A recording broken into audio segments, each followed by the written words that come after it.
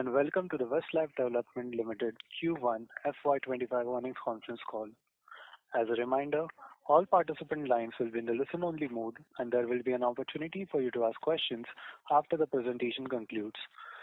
Should you need assistance during the conference call, please signal an operator by pressing star, then 0 on your touchtone phone.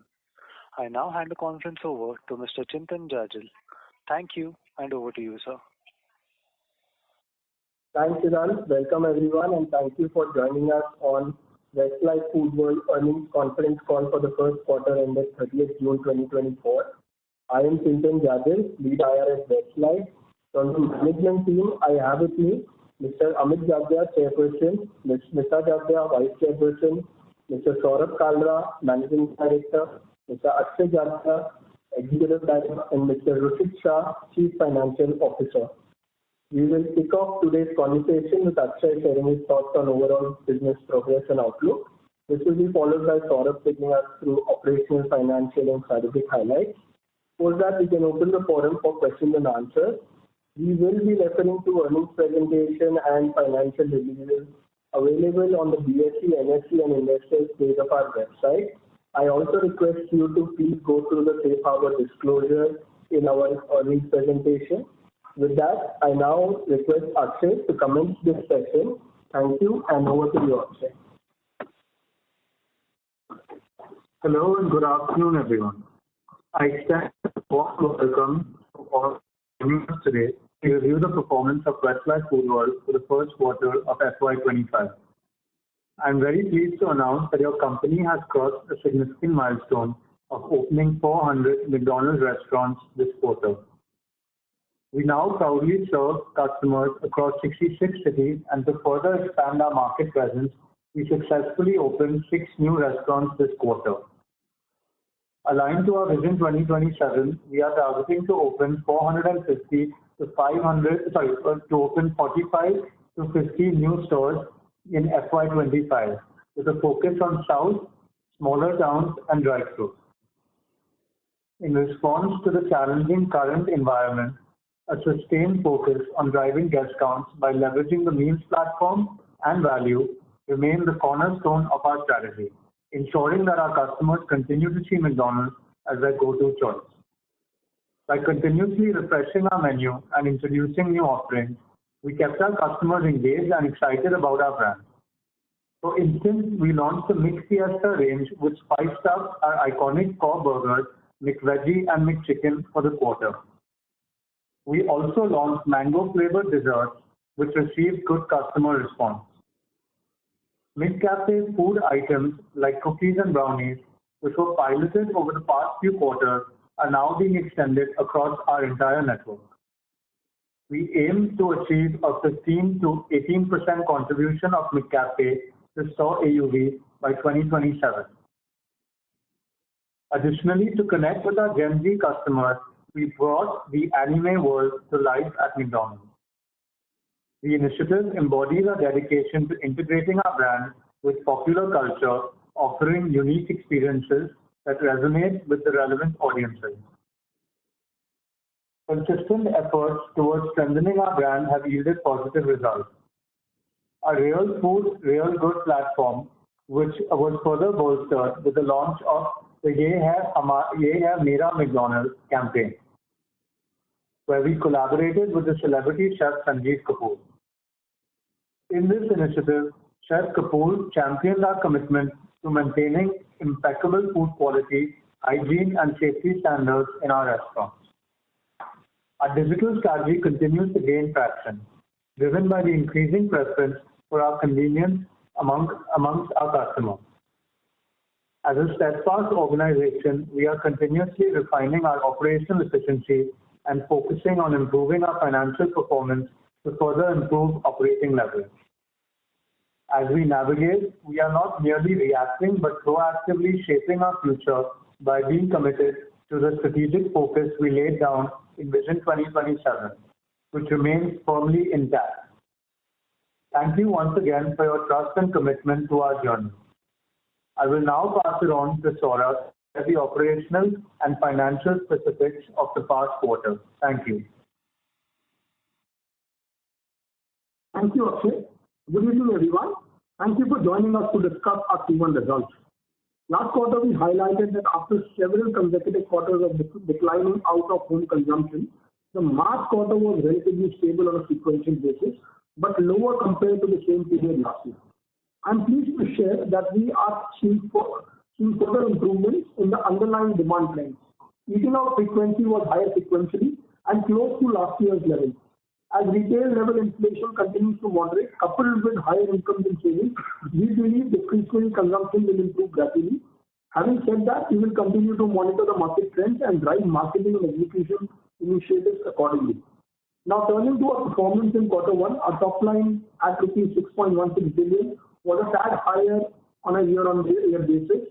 Same-store sales stood at negative 6.7% on a base of plus 7.4% of last year. If we dissect the comps, the off-premise business and same-store sales has been stable, which is a good sign of momentum. But that also suggests that there has been some pressure on on-premise business.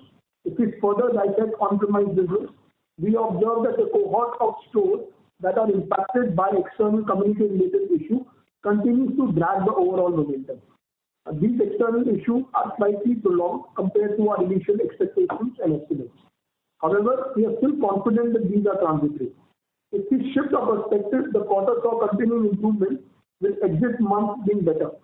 On a sequential basis, sales were about 10% higher versus Q4 in line with seasonality and some contribution from new stores. During the quarter, we continue to build on our value platform to drive incremental footfall. Product innovation continued with the launch of new entry-level chicken surprise burger, which we believe is an open area for us. We believe that this will help us accelerate and differentiate the value platform and our value offering in the coming quarters.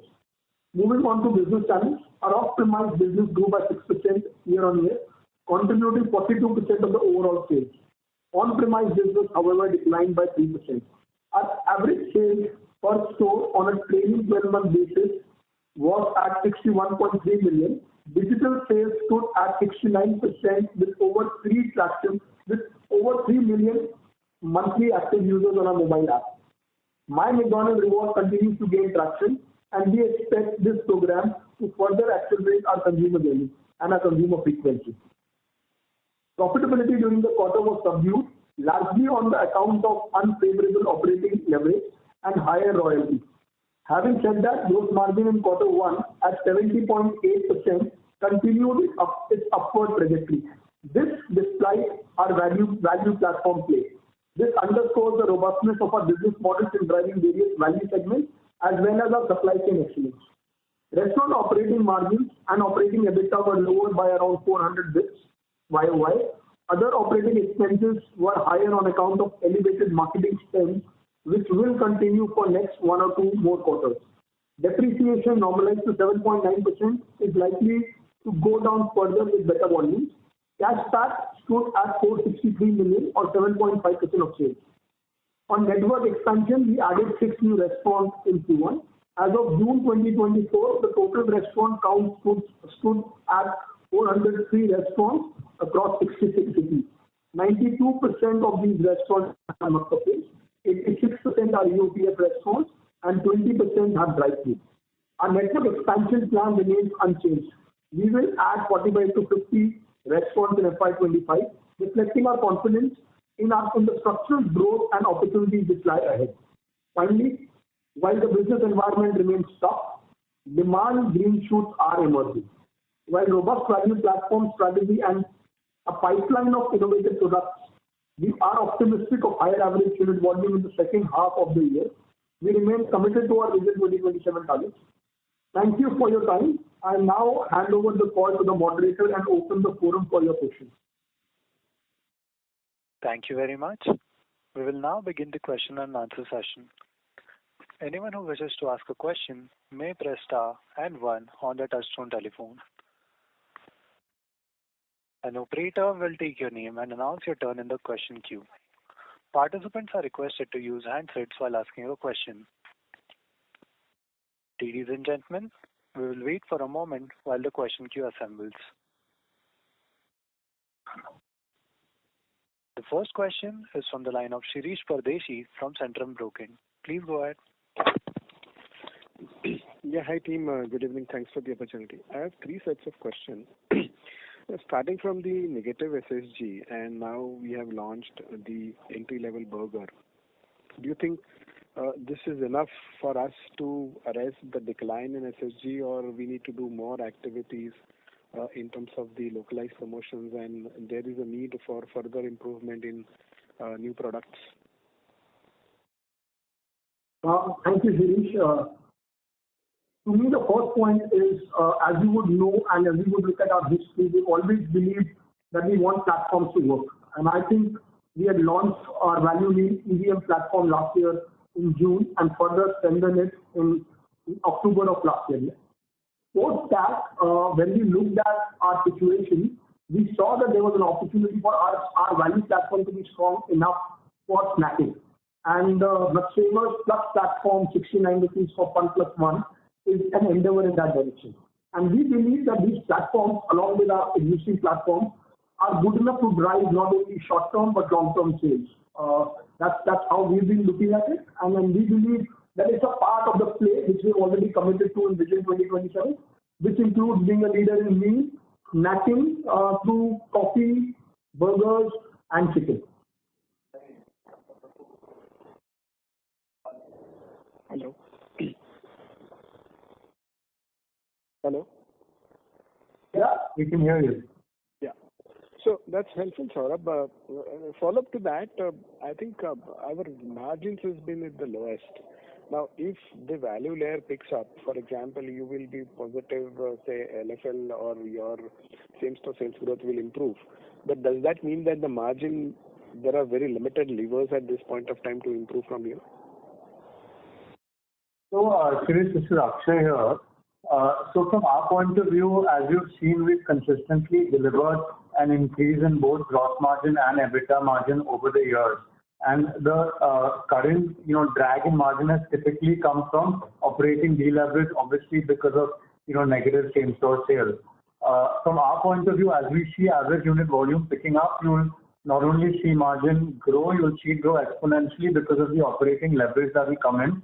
And as we've demonstrated, even if we deploy value platforms, we continue to, increase margin by doing a few things. One of them being, removing costs from the system. The second one being using product mix effectively. For example, McCafe will only accelerate the momentum further as the coffee market is growing in our country, and we are very well positioned both from a quality as well as a value point of view. And number three, in terms of taking pricing where required strategically. So I think that, we are most concerned with driving average unit volumes, which will increase operating leverage, and margins will only follow. Thank you, Akshay. And my last question on 403 stores, what we have now. And there are two parts. One is that out of the 6, how many drive-thrus we have opened, and out of 403, what percentage of stores are now drive-thru?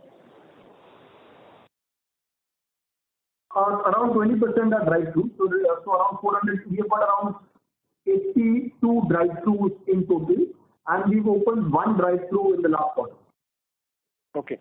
No, the reason why I'm asking, if the overall SSG is declined, I'm sure you would be tracking the SSG in the drive-thru. Is the out-of-home consumption, which was challenged, is drive-thru is also seeing that similar trend? Well, now drive-thru actually is a very small portion, while 20% drive-thrus are there. The ticket window sales has not been a substantial part, and therefore we have never reported it separately. However, to just let you know, we haven't seen any negative growth on drive-thru. Okay. Thank you, Saurabh, and all the best to you.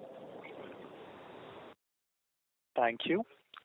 Ladies and gentlemen, in order to ensure that the management is able to address questions from all participants in the conference, please limit your questions to 2 per participant.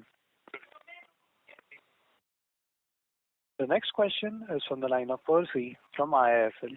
Please go ahead. Hi everyone. I'm just trying to understand the operating leverage in your business.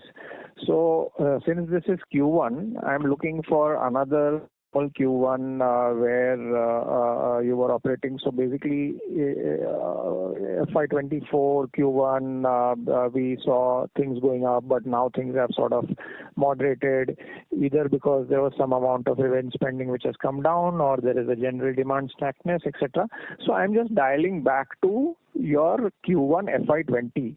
Okay. Now, on a per store basis, your sales is 20% higher than Q1 FY20, but your margins is still the same, exactly the same as Q1 FY20 currently.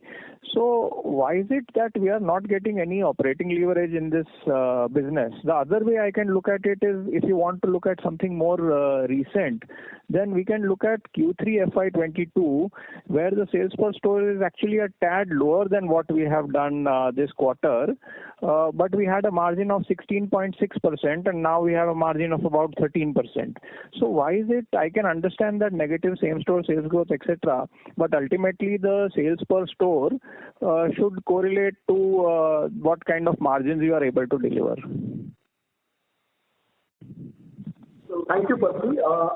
Essentially, when we talk about our deleverage, obviously benchmark gets created every year. From that standpoint, because inflation always keeps up. Once in 5 years, rental will increase. Every year there will be 2 to 3% inflation on utilities. So that keeps on changing. So to me, 2021, 2022 won't be the best representation. However, if you look at it, we've got 40 extra restaurants with 40 extra fixed costs. So if you were to remove that fixed cost, you will see that our unit economics is relatively being stable from last 2 to 3 years, if not more. So that's why you get the operating leverage or deleverage. If this average unit volume goes up further, you will see it coming down, it coming up dramatically, our profitability, and vice versa. Yeah, so I understand that point, that there will be some inflation on a per store basis, but also you have many cost saving programs being run. You have seen gross margins also go up in that period. So all these should more or less, if not completely, offset the inflation in the per store costs. Because see, versus Q1 FY20, it's 20% higher. So that's a 4% CAGR on a 5-year basis in your sales per store. So your costs, including your margin expansion on gross plus your cost saving initiatives, have also grown at a 4% on a CAGR basis over the last 5 years. That is what it means. So I think I am not privy to the numbers which you are looking at right now. Maybe we can look at it and come back to you, because from our standpoint, except the COVID year, a couple of years where we had cut down on costs dramatically, we went back to our normal operating standard, which was there pre-2019 in 2022, and sales obviously commensurate along with it. We haven't changed our unit economics at all. So the numbers which we can double click on it and come back to you. Sure. So if I just forget about the past and look ahead, let's say you are at 61 million right now. In the past, you have done 66, 67 million also. Let us say by FY27, you go to a 65 to 67 million kind of a number, but you also have another 50 basis points increase in your royalty in FY27.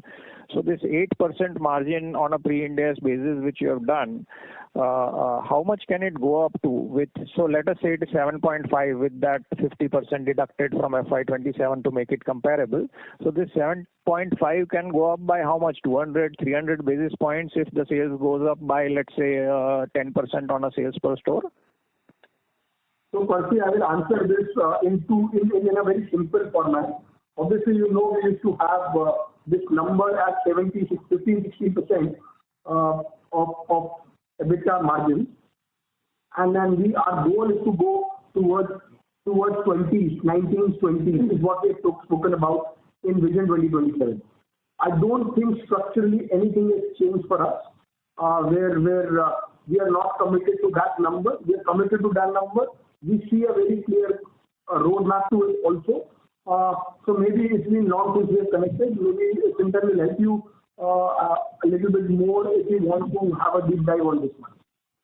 Okay. So basically, you are saying you can see about 6 to 7 percentage points margin expansion on account of leverage from the top line. I'll just connect offline on this because in the past we have not seen that leverage coming through to this extent. So anyways, I'll take this offline. Thank you very much. That's all from me. Thank you, Bharti. Thank you. The next question is from the line of Devanshu Bansal from MK Global. Please go ahead. Yes, sir. Hi. Thanks for the opportunity. My question was, we have seen a sequential moderation in our SSG. So wanted to check if this quarter per se there was incremental impact of heat waves, etc. And going into Q2, we should see relatively better sequential improvement. Yeah. So thanks for the question. What we maintained is that we expect H2 to be better and SSSG to progressively get better as the year goes by. Like Saurabh mentioned at the beginning of the call, we've further strengthened our value platform. We're continuing to grow our optimized business, and we're very confident that with this strategy and business model, H2 should be progressively better. Got it. But are you sort of satisfied with the footfalls at your stores in Q1, or there was some impact due to extra heat wave this time around? So obviously, we are absolutely not satisfied. We wouldn't call this our best performance for sure. There was significant amount of pressures on dining, while there was pressure in terms of consumption, climate, or whatever you want to call it. I can't quantify it. But we have spoken about that there is also a cohort of stores which was impacted and hasn't shown progress, which we expected to show progress by now. So that's how I would summarize it. And then we are yet to see big momentum coming back on that cohort of stores. While we put value platform in, as Akshay said, and we believe we are setting ourselves up for the H2 of this year to come back strong. Got it. Saurabh, you also made a comment that your eating out frequency is now back to last year levels. How should we read this comment? As in, does this in any way suggest that, at least in volume terms, we should see sort of flattish kind of SSG? Is this right way to read this statement? So if you look at last year we were hit by prices, and our October, November, December average unit volume was actually quite low. From that, normally October, November, December is the best month in QSR. So what we have been able to get is we are far better than October, November, December even now. So we believe that we will be able to, we're setting ourselves up to recover quite strongly in the H2, and you will see sequential improvement for sure. So what does it mean in SSSG? That I can't comment right now because the last week, 1 week has also been raining quite heavily in most of the parts of our operations. So cannot comment on the SSG, but what I can tell you is we believe that we are putting a very strong foundation for a strong H2. Got it. Last question from my end. Gross margins have improved sequentially. So wanted to understand what are the drivers for this improvement, as we also launched a value chicken burger during the quarter. So if it will be helpful if you could sort of call out the drivers of this improvement.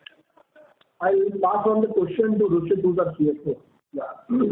So gross margin, predominantly there is a strong governance framework that we have been able to establish in maintaining the margins, right? So that is driving what we have been able to establish is in terms of mitigating the entire inflation. What it also does is it gives us bandwidth in terms of supporting the initiatives like the DG driver initiatives that we have, 69 initiatives that we are launching, right? So all I can say is there is a strong governance mechanism which has been put in place. The supply chain, it's a well-oiled supply chain mechanism which is running and which is contributing to the PM. Okay, just a follow-up, as in if you can call out the date of this launch during Q1, when was this product specifically launched? So we launched our value platform at the end of June, beginning of July. It's called the Mix Savers 1+1. And like we mentioned in the commentary, we launched our entry-level chicken burger in June. Okay, so this happened towards the quarter end, you are saying? Correct. Okay, got it. Thank you for taking my questions.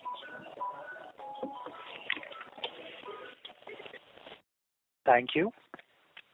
Ladies and gentlemen, in order to ensure that the management is able to address questions from all participants in the conference, please limit your questions to 2 per participant. The next question is from the line of Avi Mehta from Macquarie. Please go ahead. Hi, team. I just had 2 questions. First, on the SSS growth. If you could just give us a sense on what was the SSS if you were to remove the stores. Your voice is very muffled. We can't hear you. Sorry, is this better? Am I audible? Is this better now, Saurabh? Yeah, far better. Yeah, I just wanted to check, if you were to remove the impact of these external issues, is there any sense on what is the SSS growth momentum like? While I will not break it for you, Avi, all I can tell you is if I remove that, there is definitely green shoots, both in terms of sequential and in terms of sales-to-sales growth. Okay, let me rephrase it. Is there a way for us to get some sense on June? Because you alluded towards a pickup. So what the SSS would be like in June? I'm just trying to get a better appreciation of what makes us optimistic about the green shoot and quantify it to some extent. We can't do the breakup in the call. Maybe we can meet and you can speak to Kristen. Okay. Just the second bit then on the margin side, Saurabh, would you believe now this weakness has been slightly longer than what we had estimated? And while we have our FY27 or, Vision 2027 targets, FY25 could see flattish margins. Is that how I should see given the first quarter commentary and given the weakness on the pickup being more second half driven? How do you look at it? How do you believe we should look at this from a margin perspective? So it will be around similar is what my guess is. But what is most important for us is I remember similar times, it was COVID and we had given the Vision 2022. We bounced back and then we delivered the Vision 2022. To me, there is foundational stuff which is already in place and the platforms are already there. I felt we had to add a snacking value platform which we have just added. So I don't see a big problem as far as the sales and profit from a long-term view, as far as the long-term view is concerned. This year, we will have to manage as it comes, and H2 should be strong. Is how we see it. Got it, sir. I'll come back in the queue for that question. Thank you very much. Thank you. The next question is from the line of Priyank Chheda from Vallum Capital. Please go ahead. Yeah, hi. Sir, sorry to harp again. There were 2 remarks that were made in the opening comments. One is the sequential recovery. While what we can sense is there is a negative SSG, the decline has further worsened. The sales per unit per store has also declined. So if you can just help us, what was the sequential recovery terminology related to when you alluded to? That is question number 1. And 2 is the external issues which you alluded to, right? This is hurting your on-premise demand, while it's not hurting off-premise demand. Right? While the product remains same, how do we understand the 2 different behavior on a 2 different channels while for the same product? It will be great if you can clarify this. So I'll take the first question. I'll ask Saurabh to take the second one. On the first one, what we clearly mentioned was that we saw the exit of the quarter being better than the first 2 months. And as Saurabh also mentioned, in terms of the steep decline we saw last October onwards, we're already doing better from a week-on-week perspective. And that's what we mean by sequential improvement. The second way to look at it also is while we report the trailing 12 months, the trailing 12 months is not actually a reflection of sequential growth. Because when you are in crisis, your average unit volume on weekday and weekend fall to a certain level. Jan-Feb March was worse than OND, and then we have recovered in April, May, June. It is what we are calling sequential growth in that sense. Now, typically, when I look at it, there is always trends of recovery. In post-COVID, it was dine-in which grew first. Before COVID, it was delivery which used to do more than dine-in. I think this this is the first sign of recovery as far as we are concerned, because we've seen a healthy pickup in terms of the units sold in the restaurant right now, which is driven by delivery. We foresee that the dine-in will follow.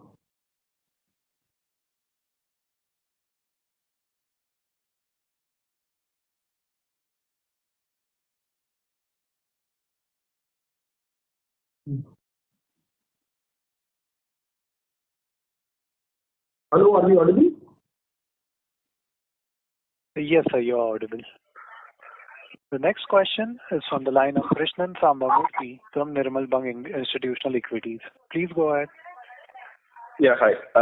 While there's been some stability in material costs, there's also been a sharp increase in vegetable costs, particularly onion and tomato in the last few months. Is this likely to hit your material cost line over the next couple of quarters? And if so, then is there a possibility of price increases going ahead? So just quick comment on material cost. I think there is seasonality on some of the vegetables, which is every year. I don't think anything out of normal has happened this year. There was a little bit of crisis in terms of lettuce, which we managed quite well. We do not see any pressure as far as inflation is concerned. It was more around availability in the last quarter, but we scraped through. I think the supply chain stood up quite strongly to it, and we do not foresee any major changes on account of vegetable costs hitting the P&L beyond what we have already done. Okay. On AOV growth, you mentioned price growth as the third lever that you would like to use, right? Under what sort of scenario would you be looking at a price possibility for price increase in the current year? So on that one, what we've always maintained is we do scientific price increases where required to ensure that we sustain the cost of doing business without impacting customer inflow into our restaurants. So currently, as we always maintain, we take around 3 to 5% price increase, and usually we stay at the lower end. So that's what we anticipate in the coming year as well. Got it. Thanks. Thank you. The next question is from the line of Harit Kapoor from Investec. Please go ahead. Yeah, hi, good evening. My first question is just a clarification. When you mentioned June has been better, are you also talking about that cohort which was impacted by externality, or is it only on the other cohort which is largely demand-led? That cohort for us, as expected that it is going to become better. We haven't seen any much movement on that cohort of stores.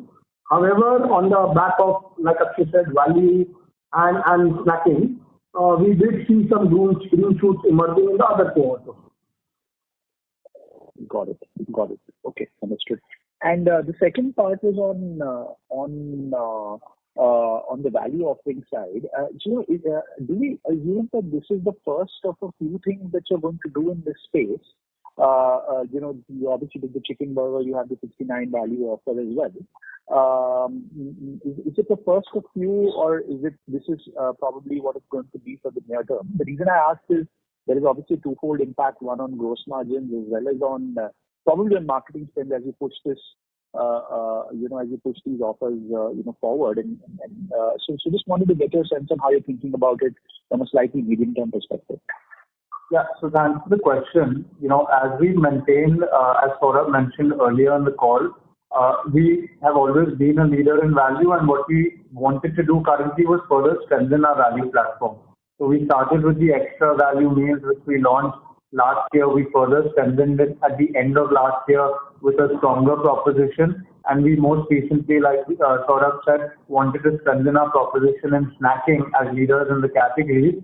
So we launched the entry-level chicken burger as well as our 1+1 McSaver meals, which are McSaver snacking combo, which is not new for us. In fact, we're kind of rehitting a similar concept that we've done in the past, and this was all to strengthen our platform. So in that sense, we feel the platform for value is already very strong, and we offer value across multiple categories, whether it's coffee, whether it's chicken, whether it's these combination. And as we also maintain, we do a lot to ensure that our gross margin allows us to improve operating margin through operating leverage as well as through removing costs as well as playing the product mix. So that's how we look at the current situation. Got it. Those are my two questions. Thank you. Thank you. The next question is from the line of Gaurav Jogani from Axis Capital. Please go ahead. Thank you for the opportunity. My question is with regards to if we dissect the growth between the ticket size or the consumer footfall, which one you think has faltered more? And in terms of the average ticket size, if you can give a sense, whether it's flat, it's grown, or how things have moved over the past quarter. So Gaurav, as we maintain, we don't break out these numbers, but as you can see from our results, there's obviously been pressure in terms of customers entering our restaurants for the multiple reasons that we've spoken about already. And we continue to work on both bringing in customers as well as trading them up to improve our average order value. That's how we look at driving same-store sales growth. Just a follow-up to this, the question was in context, if we look at the pizza category, we have kind of seen a sequential improvement on a QoQ basis. So is it because of these externalities or is there some loss to the competition in terms of the category? What would be your sense on it? So if I look at our tracks, I don't think we've lost market share among certain fast food players. In fact, if anything, we've been strong and we've been marginally gaining share within the category. Obviously, the results everybody is seeing and they have done well, but we do not look at it from that standpoint. We would like to look at it is that from our standpoint, our AOV has to improve. Our AOV is any which way almost double than any other competitor. So we need to continue moving the momentum on. Okay, sure. And the second question is with regards to the margins again. I do appreciate the fact that the negative leverage is kind of a good job. If you can also break out, what has been the elevated market spend, because you have been very frugal in terms of the cost of the other line items. And as we've always maintained is roughly around, and we don't break it up, quarter on quarter. But that is where we, usually guide towards. But in this last quarter, there was an incremental marketing spend, roughly close to around 1%. Okay. Thank you, and that's all. Thank you. The next question is from the line of Prathamesh Dake from Motilal Oswal. Please go ahead. Hi, sir. I'm audible. Hello.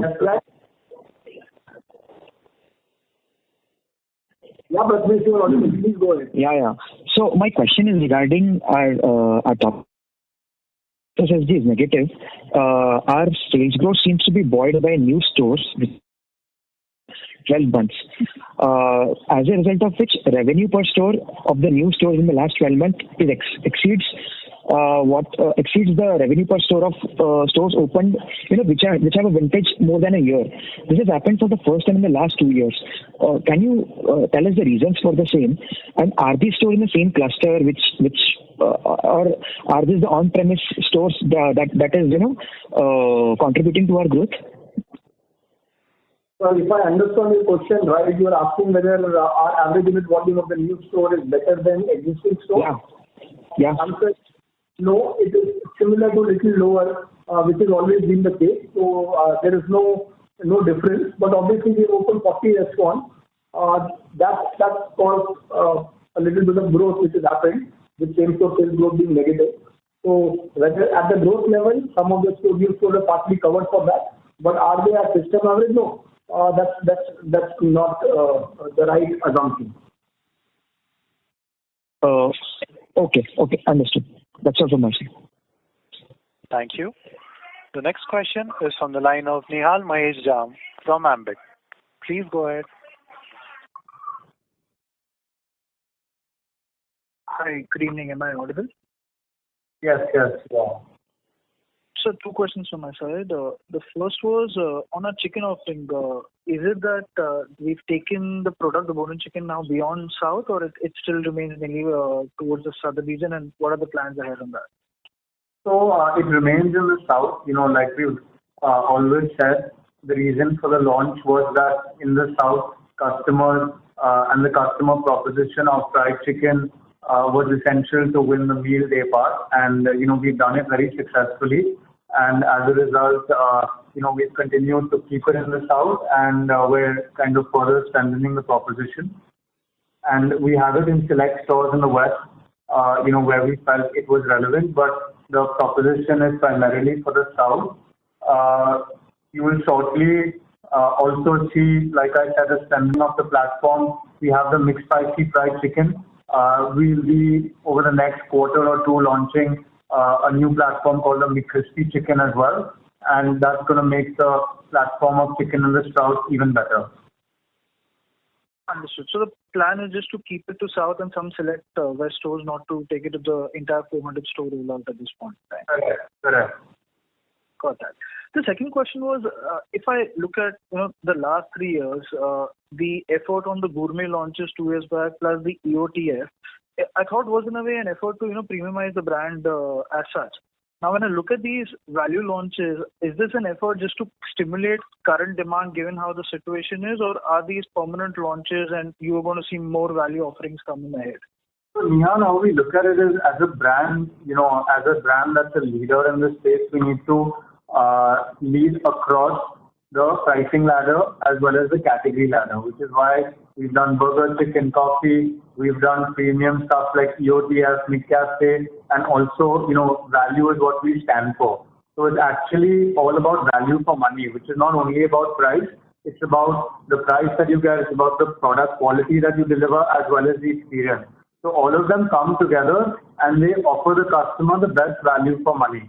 So how we looked at our, premium launches, whether it be, the McSpicy in the past or the, gourmet launch or EOTF as a platform, is to ensure that we're giving the best quality product and experience to the customer at the right price. And similarly, we look at the value platform as giving the customer the right value or the right product at the right price. And that value, obviously, from a price point of view is lower, but it still means value for money. That's clear, Akshay. That was it from my side. Thank you so much. Thank you. Before we take the next question, we would like to remind participants that you may press star and 1 to ask a question. The next question is from the line of Nilay Bansal from Credit Info Edge. Please go ahead.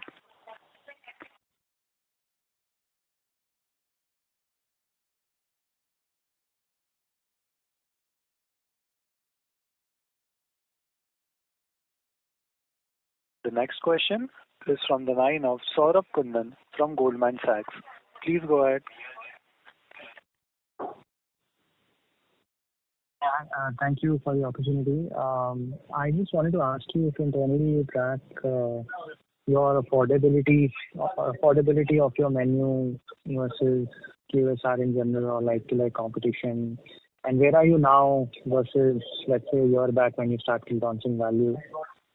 So that's the first question. Yeah, Saurabh, this is Saurabh this side again.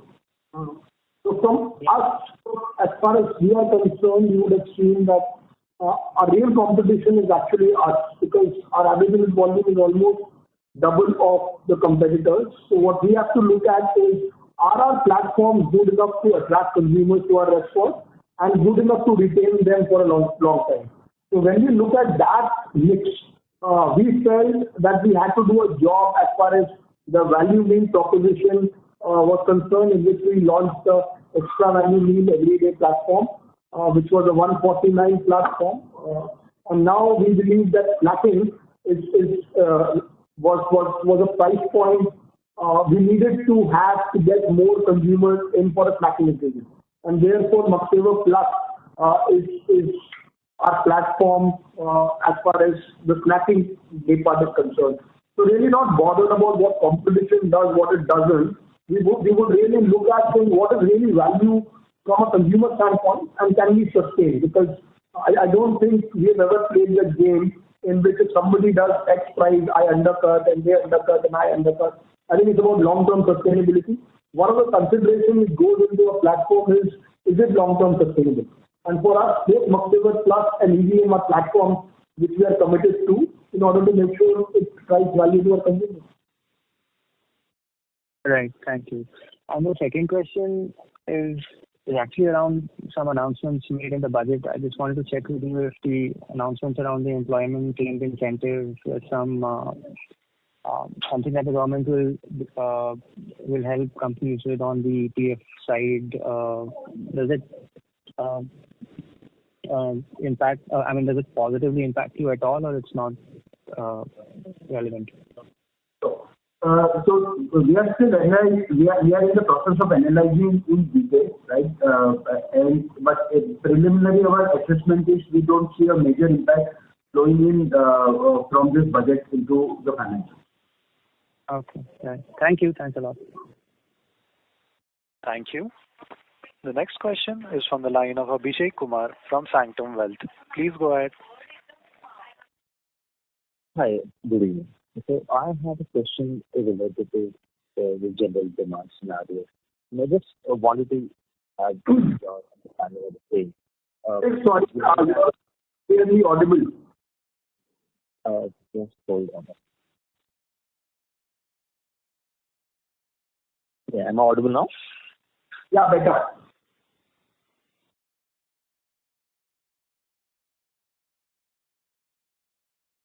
Hello? Am I audible now? Hello?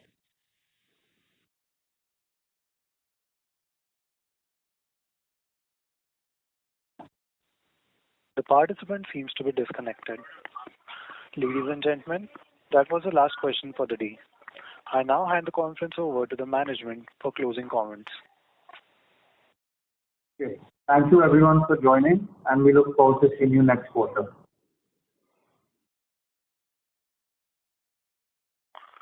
On behalf of Westlife Development Limited, that concludes the conference call. Thank you for joining us, and you may now disconnect your lines.